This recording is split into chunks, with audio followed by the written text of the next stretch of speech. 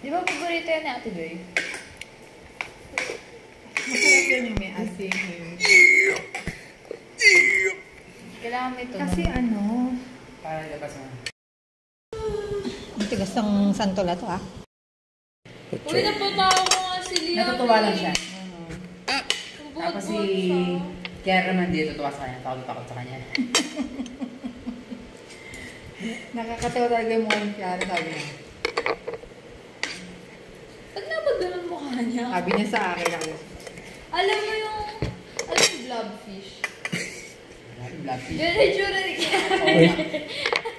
Alam mo yun ba? Tama. Yung mukha ni Kiara. Maraming blackfish kaya. In a cute way, syempre. Sabi pa nga ni Kiara, hindi kaya training na doon nila si Kiara na sumasama sa strangers. Hindi ba mas Ayan pangit ah. yun? Paano matitrain eh, lalo na kulong sa kwarto si Yan Kiara. ah. Nakakulong lang sa kwarto Ah. na nag-aalaga. Ang gagawin ko? Try mo. Ha? Adis ba yan? Hindi nga, santro nga.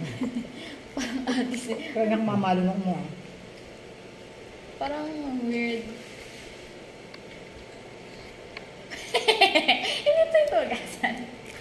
Huh?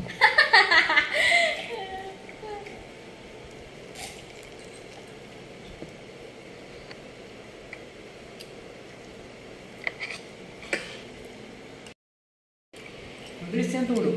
Pag ganun ba? Umaga, tampo na